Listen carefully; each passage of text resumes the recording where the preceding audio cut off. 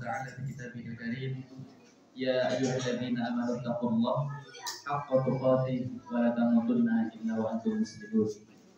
اللهم صل وسلم وبارك وأنعم على رسولنا محمد وعلى آله وأصحابه ومن تبعهم بإحسان إلى يوم الدين. Amma ba'd.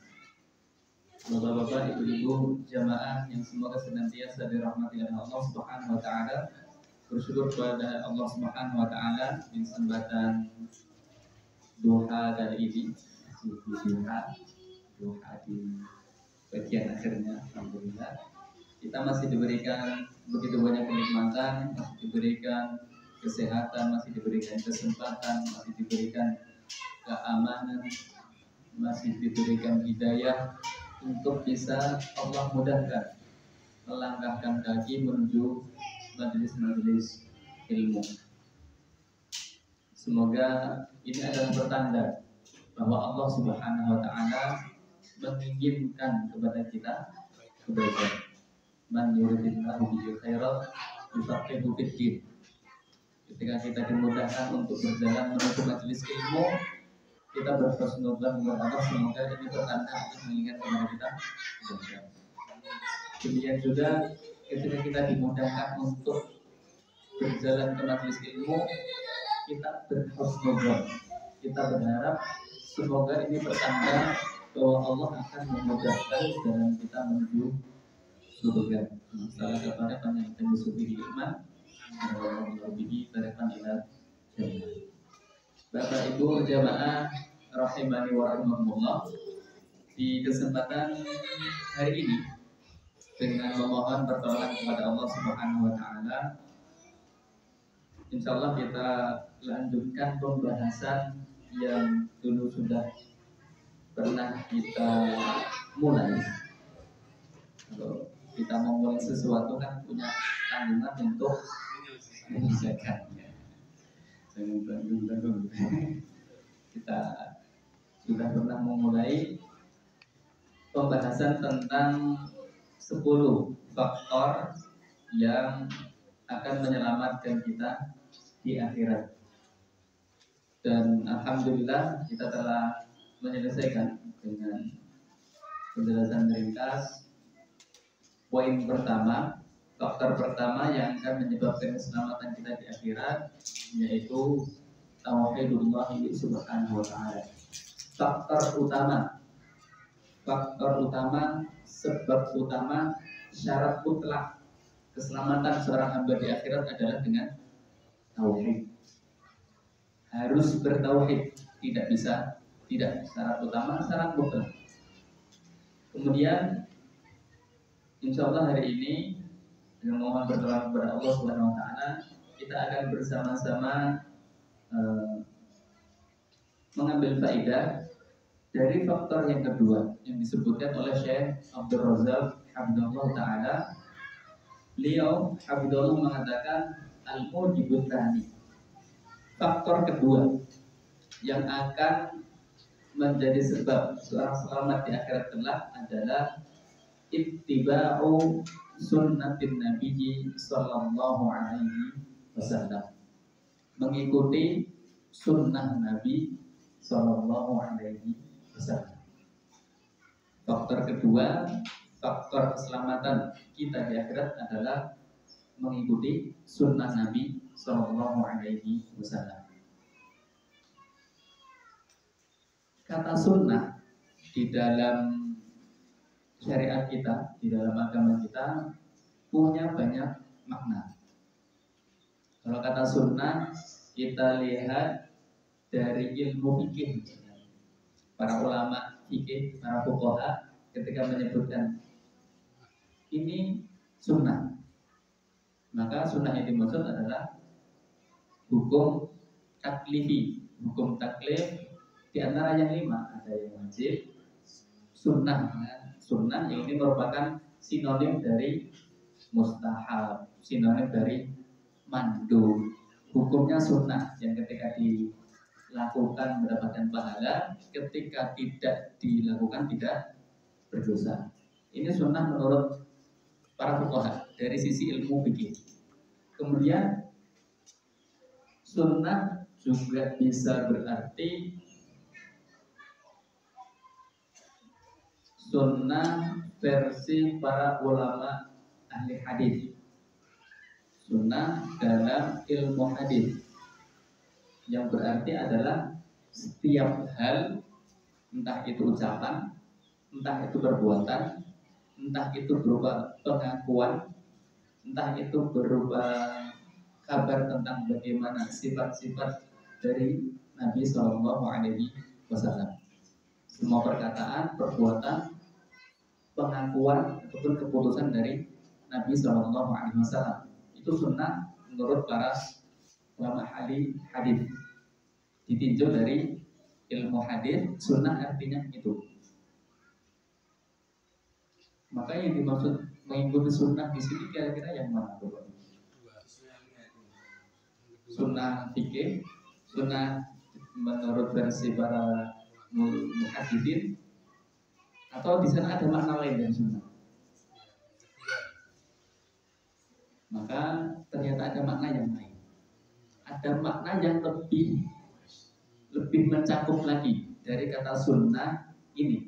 Ketika para ulama menyebutkan sunnah, misalkan ketika kita menyebut ahlu sunnah wal jamaah, maka sunnah di situ bukan sunnah menurut ahli fikih, bukan sunnah menurut para ahli hadis, ya berarti sunnah sumber hukum setelah Al-Quran, maka sunnah bukan itu. Tapi makna ketiga dari sunnah adalah semua hal yang merupakan jalan petunjuk dari Nabi Shallallahu Alaihi Wasallam. At-Tariq wal hadyu an Nabi Shallallahu Alaihi Wasallam. Semua jalan, semua petunjuk Nabi Shallallahu Alaihi Wasallam, maka itu yang dimaksud sunnah di sini. Semua jalan hidup Nabi, semua petunjuk Nabi, maka itu sunnah. Semua petunjuk, semua jalan yang ditunjukkan oleh Rasulullah SAW, maka itu sunnah yang dimaksud. Maka mencakup entah dalam perkara akidah, entah dalam ibadah, entah sunnah yang hukum secara fikihnya itu wajib, ataupun yang sunnah, ataupun yang mubah, semuanya masuk di sini.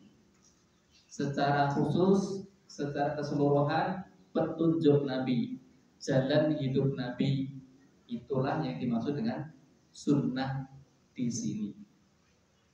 Maka di sana ada para ulama lain yang mengatakan dengan ibarat mereka, as-sunnah ya al-amalu bil kitabi wa sunnah wal iqtida'i bi salih salaf wa tiba'il athar. Sebagian para ulama mengatakan yang dikatakan sunnah, makna yang ketiga tadi adalah al-amal bil kitab wa sunnah, mengamalkan Al-Quran dan sunnah, itu adalah sunnah.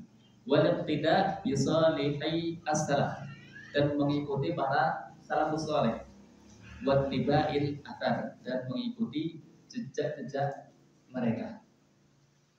Ini makna sunnah yang ketiga yang kita maksudkan di sini, mengikuti sunnah Nabi dalam artian yang ketiga yaitu petunjuk Nabi, jalan hidup Nabi, entah dalam akidah, entah dalam ibadah, entah dalam muamalah, entah yang hukumnya wajib, entah yang ini hukum secara fikih ya, entah yang hukumnya wajib, entah yang hukumnya sunnah, ataupun yang mungkin mubah saja.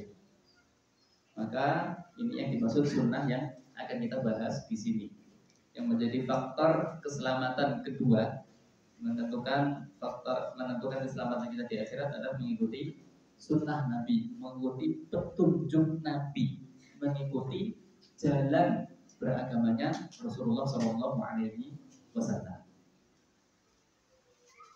Termasuk sebab terbesar keselamatan di akhirat.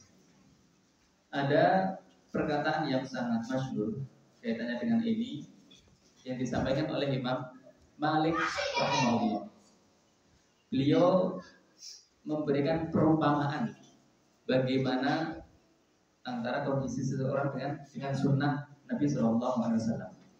Imam Malik rahimahullah beliau mengatakan as-sunnatu kasafinatin nuhin. Sunnah, petunjuk Nabi, jalan Nabi Shallallahu Alaihi Wasallam kasafinatin nuhin, seperti kapalnya Nabi Nuh. Bagaimana? Man rokibaha najat.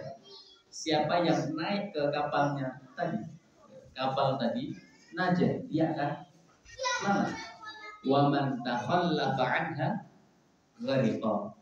Siapa yang enggak naik kapal tadi, kapalnya Nabi Nuh, ghariqa, dia akan tenggelam. Beliau Imam Malik rahimahullah mengibaratkan seperti itu. Sunnah seperti kapalnya Nabi Nuh. Siapa yang naik dia akan selamat, siapa yang enggak naik dia akan tenggelam. Demikian juga kondisi seseorang kaitannya dengan sunnah Nabi Shallallahu Alaihi Wasallam. Siapa yang dia berpegang dengan sunnah, siapa yang mengikuti sunnah, dia akan selamat. Sebaliknya, siapa yang meninggalkan sunnah, apalagi yang di sini khususnya sunnah yang secara fikihnya hukumnya wajib, maka dia akan tenggelam, dia akan celaka, atau dia malah menyepelekan, menghina sunnah, maka ini juga celaka. Kemudian disebutkan komentar dari Imam Ibnu Qayyim rahimahullah. Syekh Abdul Razak setelah membawakan athar dari Imam Malik, as-safinatu kasafinatul nuhin man raqibaha najwa wa takhalafa anha ghairatah. Beliau bawakan perkataan Imam Ibnu Qayyim yang intinya beliau memisalkan dunia yang kita sekarang berada di dalamnya sekarang.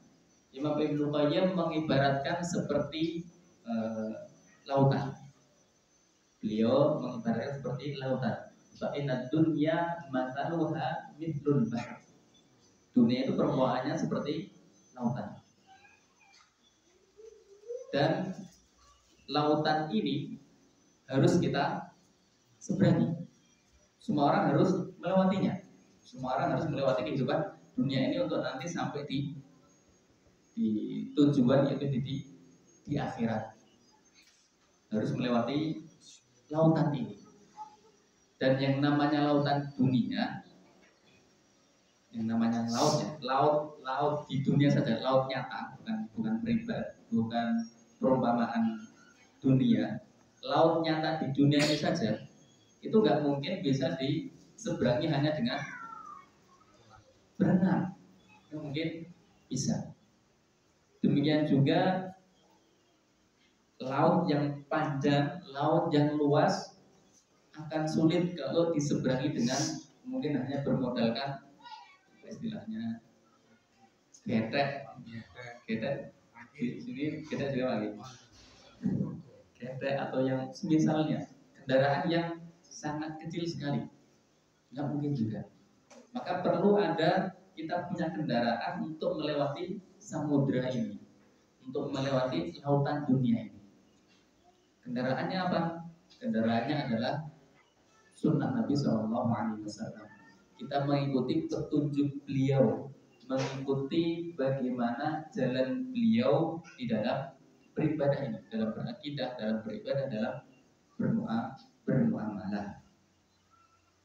Harus naik ini, harus naik kapal berupa sunnah Nabi SAW ini. Kapal yang akan menyelamatkan kita di hidup di dunia